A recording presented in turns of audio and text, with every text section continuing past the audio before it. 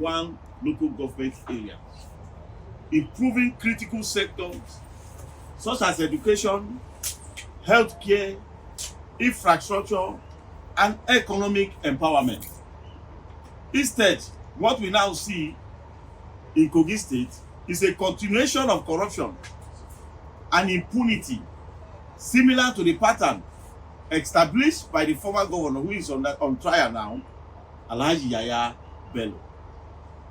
We cannot and we cannot and will not stand by while our resources are looted with no regard for transparency or accountability in Kogi State.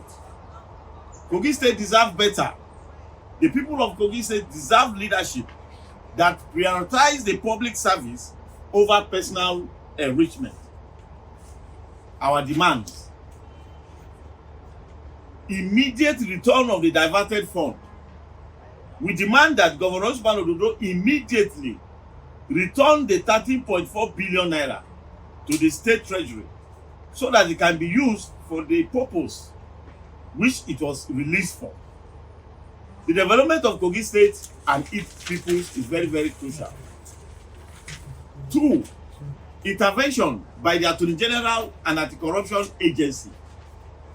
We call on the Attorney General of the Federation and the Minister of Justice, Prince Lateef Fagbemi, SAN, and the Economic and Financial Crime Commission to take decisive action to recover this money and bring all those involved in this act of corruption to justice. The failure to act swiftly will only embolden further mismanagement of public funds in Kogi State.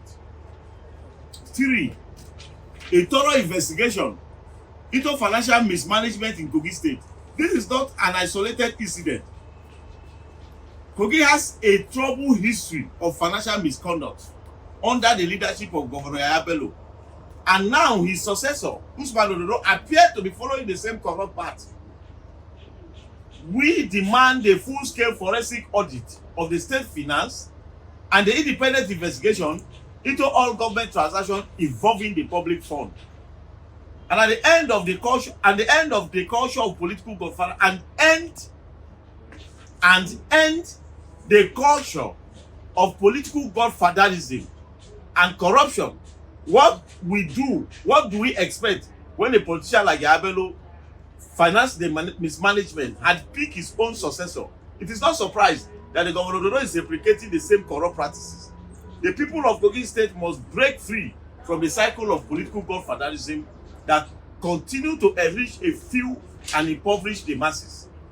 Kogi State cannot continue to survive on private account. We must reclaim our state from the grip of corruption and ensure that the public fund serve the purpose, the people, not a select few individual. We urge Governor Usman Ododo to act responsible, return the diverted fund, uphold the principle of good governance, as the era of recklessness, embezzlement must end. Justice must be. The crux of what we are here today to discuss is one of such things. If monies are released to the rural poor to be used in their development, let us not tamper with it.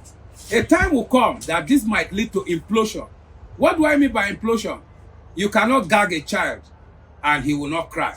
You cannot take what belongs rightfully to the common citizens of Nigeria and they will watch you. Yes, we have not gone to that stage of purification, but I think we are in the process of getting Nigeria in the right path.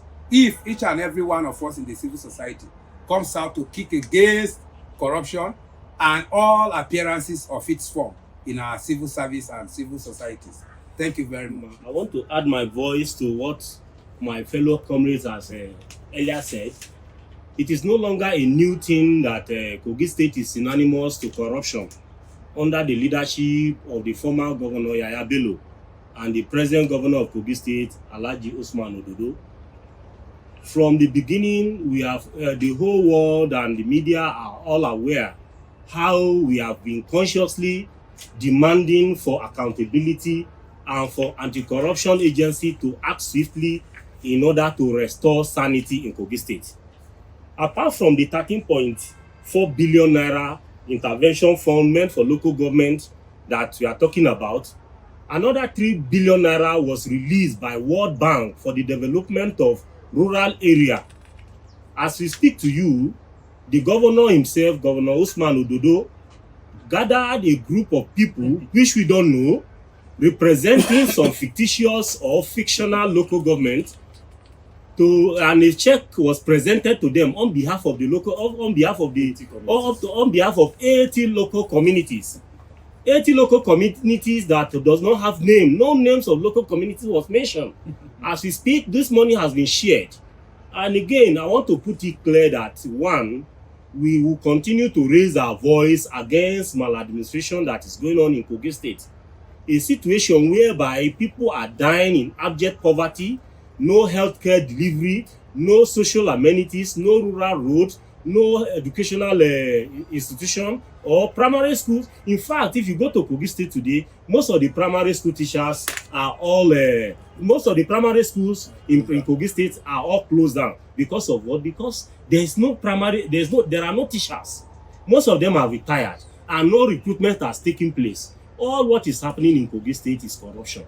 And I want to use this opportunity to call on the President, Federal Republic of Nigeria, President Bola Ahmed Tinubu, to act swiftly, because one, Kogi State people deserve better. The people voted for him. And what we have seen in Kogi State is not a leadership at all. It is a leadership of selected few, where Ododo and Yaya Bello gather themselves and share the money. This is not a mere allegation. We have our facts. Before now, there have been cases of misappropriation of local government funds amounting to about 350 billion naira, which we have petitioned to EFCC. And up to date, no adequate action has been taking place. I want to use this opportunity to beg on Nigeria, to beg on the federal government, Minister of Justice and Attorney General of the Federation to come to our aid. This is a cry for help. This is a cry for salvation. And this is a cry for the restoration of human dignity and accountability in Kogi State. We don't deserve what is going on in Kogi State. Kogi State is not I think Kogi State is not part of the third tier of government or the tier of government, because one, is a government of selected few. So this is my humble submission. I call on the press to help us cry to the federal government to act swiftly. Let the anti-corruption drive of the federal government be a true reflection of the objective upon which is being established. Thank you and God bless you.